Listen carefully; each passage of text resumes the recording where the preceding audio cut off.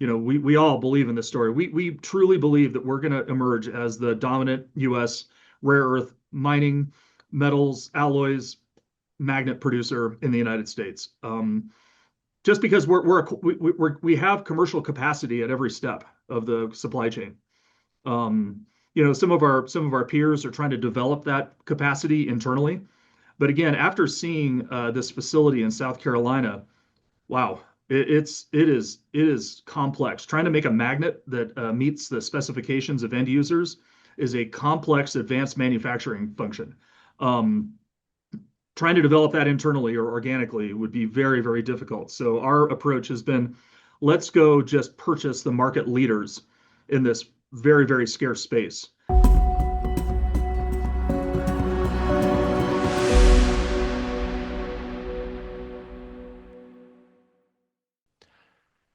Hey everyone, it's Steve Yang here, Natural Resource Stocks. And with me, I have Curtis Moore, Senior VP of Marketing and Corporate Development with Energy Fuels. Curtis, how are you? I'm doing well, Steve. Thanks for having me on. For our listeners, if you can start off by giving us your ticker, your website, and how people can find you. Sure. So Energy Fuels is dual listed on the New York Stock Exchange under the ticker symbol UUUU, and also on the Toronto Stock Exchange under the ticker EFR. And our website is www.energyfuels.com.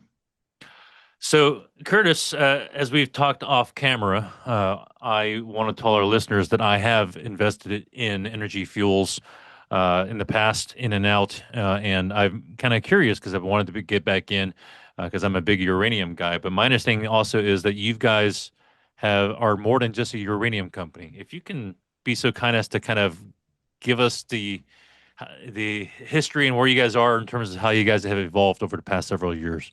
Yeah, happy to. Happy to.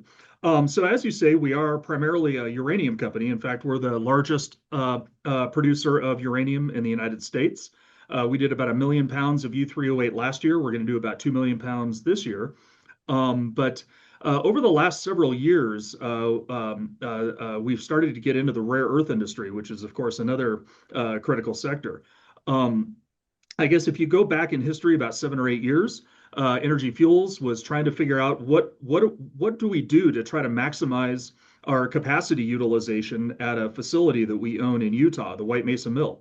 The White Mesa Mill is the only conventional uranium mill in the United States, but at that time, as you know, or if you recall, the price of uranium was very low. And so the facility was mostly shut down. It wasn't producing a whole lot. And so we were trying to figure what are maybe some other metals that we could process through that facility. And the one that really rose to the top was rare earths. One of the things that a lot of people don't realize is that rare earth minerals, when you dig them up out of the ground, they're naturally radioactive. Every single one of them have concentrations of uranium and thorium and radium and other radionuclides associated with them. And as you start to process those minerals, you start to build up those radioactive components in your process streams and your tailings and all that. So you need special licenses and capabilities able to handle it. Well, we have a uranium mill. So we started looking at rare earths. There's one mineral in particular called monazite, which is a little higher in the radioactive components, and so a lot of rare earth companies shy away from it.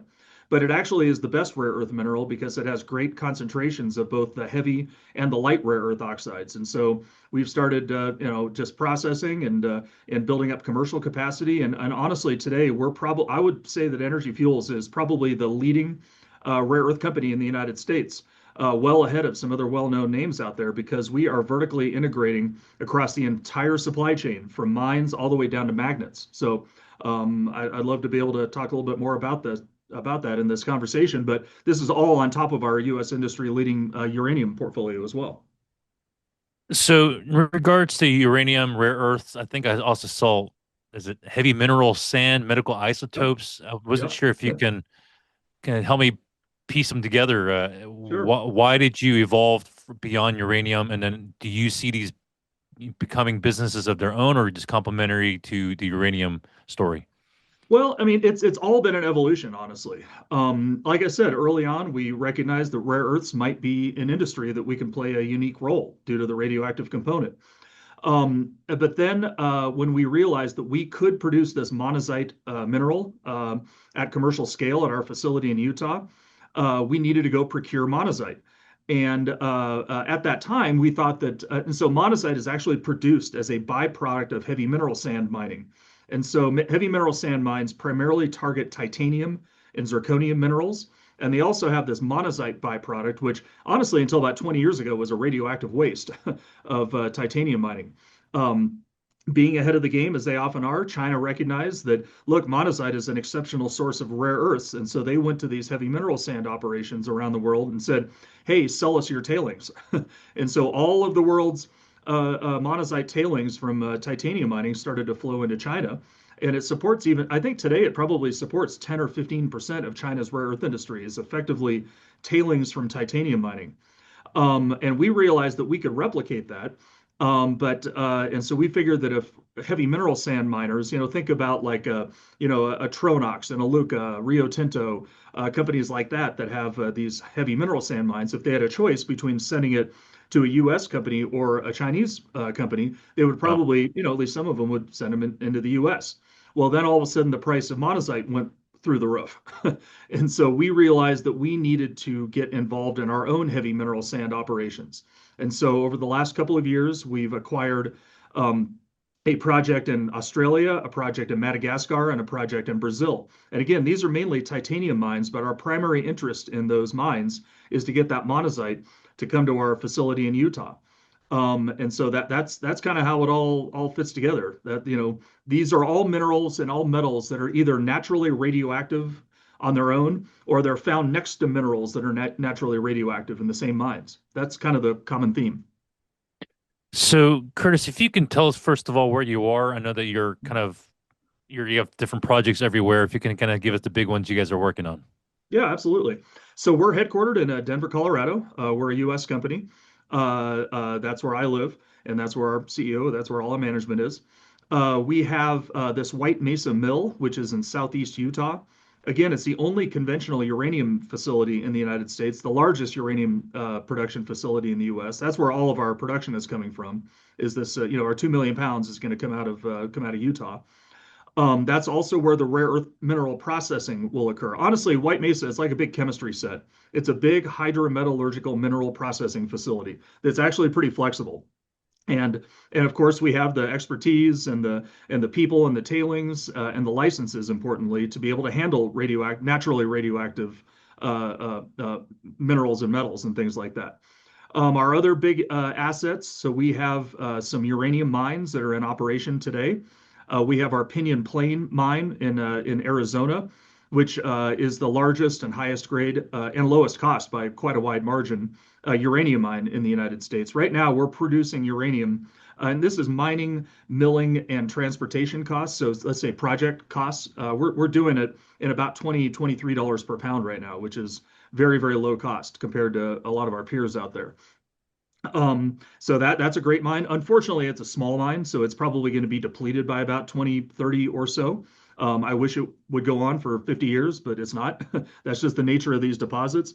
A lot of people don't realize that America's best uranium deposits are in northern Arizona, honestly. They're these funny little deposits called breccia pipes, but they're very small, confined uranium deposits. But they're super high grade, very low cost, very easy and low impact to mine. We have two other mines we're mining in Utah at our Sal Complex. There are two mines that kind of a little south of Moab, if you're familiar with that part of the world. We have a number of other development projects and standby projects in the western U.S.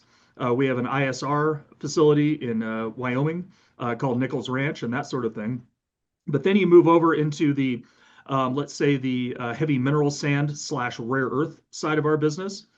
We have a project, it's a joint venture in Australia called the Donald Project that we're looking to do a final investment decision on here in the next, probably in the next month or two. And again, it's a great project because it's got a lot of monazite associated with it, and it has excellent distributions of both the light and the heavy rare earth oxides.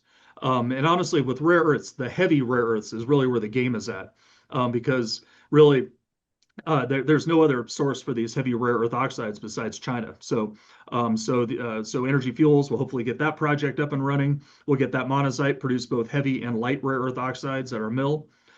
We have a project in Madagascar called Vara Mada, which is widely considered to be the largest undeveloped heavy mineral sand project in the world. It's a wonderful project, a little bit more political risk being in Madagascar versus say U.S. or Australia, but it's a great project. It could go for 100 years. It's that big and that good. We have another one in Brazil, another heavy mineral sand project. All the monazite and rare earth concentrates will come to the mill in Utah for processing. But then we've also announced two acquisitions that are ongoing right now. So these are not our current assets, but these are some assets that we'll own hopefully in the next few months here. Um, when you produce monazite concentrates, you're producing rare earth oxides. So these are separated oxides like NdPr oxide, terbium oxide, dysprosium oxide, and really what you're trying to do with those is make permanent rare earth magnets they're used in EVs and hybrid EVs. They're used in advanced robotics, humanoid robots that are going to be start to be deployed here.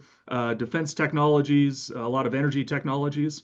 Um, the next step after oxides is rare earth metallization and alloying. And so we are acquiring a company that has a metallization and alloying facility in South Korea. It's one of only two in the world outside of China or Chinese control. So we're very excited to get that project into our portfolio. And we just announced an acquisition of a company called Vacuum Schmelz or VAC, a little easier to say. It's a German company that's one of the only rare earth magnet manufacturers in the world, in the Western world. Well, let's see, outside of China, let's say. There's four in the world. There's three in Japan and VAC in Germany. That's really it. Um, VAC has a existing operating facility in South Carolina that we're going to own. I actually just visited that facility 2 weeks ago, and it's unbelievable. It's $600 million facility. It's 400,000 square feet, full of equipment, making these rare earth magnets. They also have a facility in Germany, one in Finland, and one in Slovakia. So I think we're kind of jumping to the front of the rare earth magnet space right now. Do you eventually see a spin-off of another separate company, or is the goal just to kind of, or is that kind of TBD? TBD. We're always going to do what's in the best interest of our shareholders, and if it makes sense to split up into a uranium company and a rare earth company and a I don't know mineral sand company, we'll do it. I think we'd want to advance those businesses a little bit farther before we think about something like that. And let's get these projects and cash flows going before we think about that. So, in terms of what you guys are and have become, when I used to think of you guys, I thought of you guys as a uranium company. Is that still the Oh, right way to think of you guys, or is there a different way to think of you? that's a great question. Um, I think we're more of at this point a critical material company, a critical mineral company, right? All these things are critical minerals, whether it's uranium or rare earths or vanadium or medical isotopes, they're all critical minerals, right? But what we've been able to do is build it on the top of our uranium company. So I'd say today we're still a uranium company that does a lot of stuff in rare earths. But I think if I were to look in 5, 10 years, I think we're probably going to be viewed as a rare earth magnet company that also does uranium. I mean, one of the things that we've often had to think about is that as a U.S. uranium company, look, we have a little bit of trouble competing, with some other jurisdictions like Kazakhstan and Uzbekistan and Russia and some other, even Canada and Australia. U.S. uranium is always going to be a very strategic endeavor. Yeah.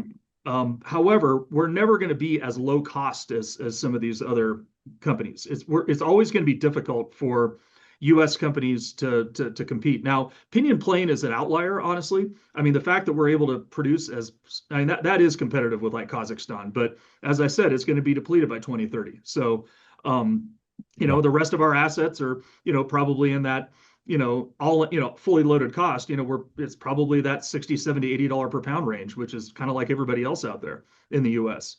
In rare earths, however, we see an opportunity to be globally competitive and globally low cost. The hallmarks of a tier one producer, that can produce in really any Yeah. market, that we just don't see in the uranium industry. Really, no U.S. company in our view. So.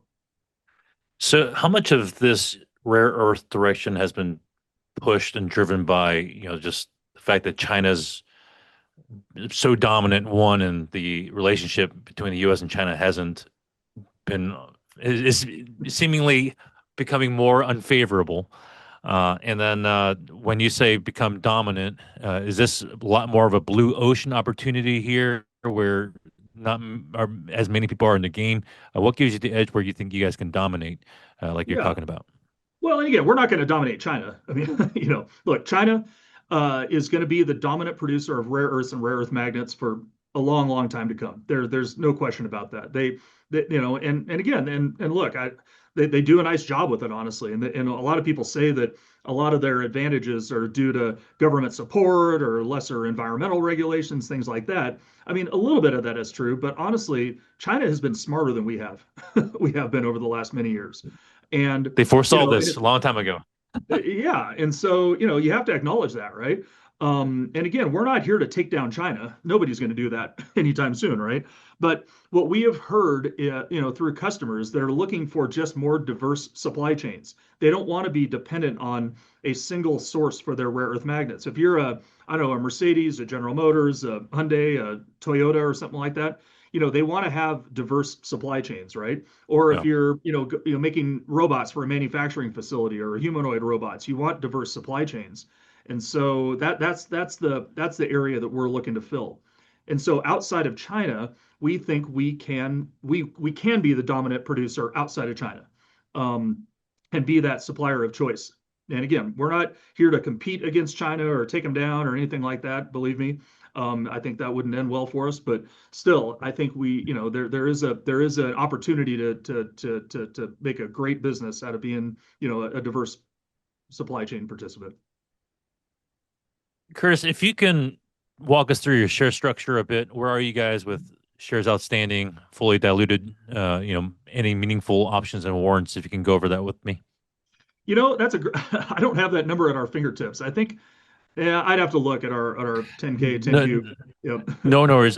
Can you tell me like how ownership breaks down? And do you guys have meaningful? I mean, what's Yeah. your Yeah, I mean, we structure don't have we don't generally? have meaningful options, for one. Now we do have a Okay. debenture that we completed last year, Yeah. that matures in 2031, I believe. So it's still out there in the future, and it could be converted into shares. With the capped call options that we purchased, that conversion price would be about $31 per share. So hopefully shareholders would be happy with $31 per share if we decided to convert that into shares. I believe we're on the order of 60-70% institutional ownership, the rest being retail. Management holds 2 or 3% of our shares, I believe. Um, but uh, that's kind of where we break down right now. I mean, our CEO just went out and bought $1 million of shares about 2 weeks ago. I don't know if you saw that. We all believe in this story. We truly believe that we're going to emerge as the dominant U.S. rare earth mining, metals, alloys, magnet producer in the United States. Just because we have commercial capacity at every step of the supply chain. Some of our peers are trying to develop that capacity internally, but again, after seeing this facility in South Carolina, wow, it is complex. Trying to make a magnet that meets the specifications of end users is a complex advanced manufacturing function. Um, Trying to develop that internally or organically would be very, very difficult. So our approach has been, let's go just purchase the market leaders in this very, very scarce space, to give us that leg up. So, in terms of purchasing, being the leaders, give you the leg up, is there another part of the strategy that, what's the overall big picture? Is it just to acquire as many of these as possible? No, I think we've got what we have. For when you're getting into rare earth metallization and alloying and magnet making, Yeah. the universe of actual producers is tiny. There's two rare earth metallization and alloying facilities in the world outside of China right now. One in the UK and this one that we're acquiring in South Korea. In terms of magnet makers, there's really only four. There's VOC, which we're acquiring, and then two, maybe three producers in Japan. But they're pretty well captive to the Japanese market and the Japanese auto industry and that sort of thing. Yeah. They don't have additional capacity outside of Japan. And so that's really it at this stage. I mean, there's some others out there that are looking to develop this capacity in the next few years, but again, I think it's going to take them a long time to achieve that. But we'll see. Curtis, you talked about being one of the biggest, or a big fish sort of thing, or a big player in the rare earth space. If you can tell our listeners who aren't as familiar with rare earth and what that's all about, just kind of why you see this upward, why you're so bullish on this moving Yeah. forward. Absolutely. Well, yes, for those of you that don't know what rare earths are, I don't blame you. There's a lot of confusion out there. So rare earths are 17 elements on the periodic table, basically the second to last line on the periodic table, plus yttrium and scandium. I have my three things everybody needs to know about rare earths. Number one is they're not rare. um, they are actually very common in the Earth's crust. But what's very rare is the ability to mine them and process them economically. I bet, it's probably every day I get an email or a phone call from somebody saying they've got some great rare earth deposit somewhere. And again, I'm polite and I'm nice to them and all that, but typically my first thought is, yeah, of course you do. Everybody does. Yeah. This stuff is not uncommon. And in fact, rare earths are so common that they're often produced as byproducts of other mining, like what we're doing. It's byproducts of titanium and zirconium mining, right? A lot of, in my view, a lot of these rare earth mines that are just rare earth mines, they're already at a bit of an economic disadvantage because they have to apply all of their costs to rare earths. You don't spread it across multiple commodities, multiple markets that each may have their own, price cycles and that sort of thing. My next thing everybody needs to know about rare earths is that every rare earth mineral is naturally radioactive, whether it's monazite and xenotime, which we're focused on, bastnasite, which is what most of the U.S. Rare earth mines are. They're mining bastnasite. Ionic clays, those are the rare earth deposits in Southeast Asia and South America primarily. They all have some uranium and thorium and radium in them, and as you start to process them, you start to build up those radioactive components, and you have to be able to, number one, get rid of them. You don't want to produce radioactive rare earth products, and you have to do it properly. Number three is that vertical integration is the key to success in rare earths. It's a very niche market, and to be able to internalize all the margins across the entire supply chain is the key to competitiveness. China doesn't look at the rare earth industry smartly. They don't look at it as, okay, you mine something, then you sell it for a margin, then you process it, sell it for a margin, you separate it, sell it for, it just becomes wildly economic very, very quickly. And so if you can internalize all those functions, you're at an immediate competitive advantage. Now, rare earths, the main market driver are magnets. It's very, very powerful magnets that are used in a host of applications. They're used in electric vehicles, but also hybrid electric vehicles, which actually is seeing pretty good consumer adoption. Robots used in manufacturing facilities and humanoid robots. It's magnets that produce those very precise, strong, fast movements. It's all rare earth magnets that are doing that. Certain wind energy uses these magnets. Military and defense uses these magnets, plus a lot of other rare earths. So, like I said, rare earths are 17 elements. These commercial magnets use about four out of those 17 elements. That's neodymium and praseodymium, or NdPr, as you'll hear it said. Also terbium, or Tb, and dysprosium, or Dy. Those are used in these commercial applications, but there's other magnets like samarium cobalt magnets or Samco magnets. Samarium is another rare earth. Cobalt is not a rare earth, but samarium is. Those have some commercial applications, but mostly military and defense applications. But then pretty much all the rest of the rare earths have some use in military and defense technologies.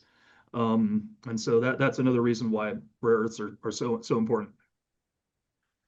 Curtis, thank you for that. For those who want to follow your story and looking ahead, is there anything over the next 12 months that investors should be watching, and what are some big catalysts that maybe we should keep an ear out for? Yeah, I mean, like I said, hopefully we'll be making some progress on production of heavy rare earth oxides. Again, that's where the game is in rare earths, not the lights. And by the way, rare earths are categorized as light and heavy based on their atomic weight. So the key light rare earth oxide is NdPr, and the key heavy rare earth oxides are terbium and dysprosium, Tb and Dy. Be making some progress there. um, Final investment decision on our Donald project in Australia. That will show markets that we have feedstock to come into all this. We've been getting feedstock so far from Florida and Georgia, uh, off taking it from a company called Chemours that has some of these titanium mines in Florida and Georgia. Not a lot, but it's gotten us off the ground. We're going to look to close that acquisition of that metal and alloy facility in South Korea. It's owned by a company called Australian Strategic Materials. So close on that, hopefully at the end of August or so. Then we also are looking to close that VOC acquisition. That'll probably be in the first part of next year.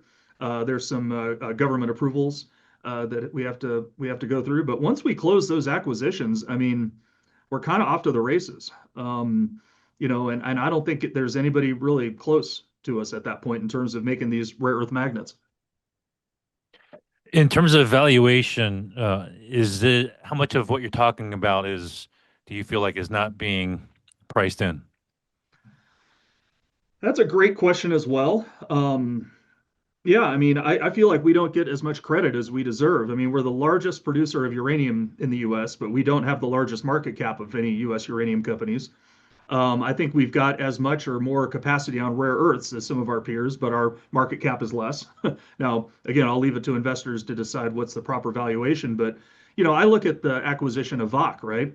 And I saw that facility, $600 million brand new facility. And I wish I could show you pictures of it, but there's a lot of IP in there. And so we have to be very, very careful about that. Um, and they have two similar facilities, one in Germany and one in Finland, plus other facilities elsewhere in the world, both for rare earth permanent magnets and other magnets and other alloys. That facility in South Korea, again, it's a large operating facility with a lot of people and expertise and equipment that's operating today, making metals and alloys today. And even our White Mesa Mill in Utah, I mean, it's a unique facility. It'd probably be a $500 million to build that, in 10 or 15 years to get it licensed and constructed. I mean, we have a lot of assets, and the pieces that we have put together create these supply chains that really unlocks potentially billions of dollars per year of cash flow. Again, No. that's not happening next year or the year after, but by 2030, 2031, that's the kind of numbers we're talking about here. The pieces are there. Now it's just a matter of executing. Well, Curtis, look forward to following your story again for our listeners. I have been an investor in and out, and I've been intrigued about this new direction that I'm learning about. So, Curtis, thanks for filling me in. For people who might have further questions and want to check out the ticker and website and the where you're trading one more time, if you can give those for our listeners. Yep. So yeah, we're UUUU, four U's on the NYSE American and EFR on the TSX. Website is www.energyfuels.com. Curtis, thanks so much for your time. Yep, you're welcome, Steve.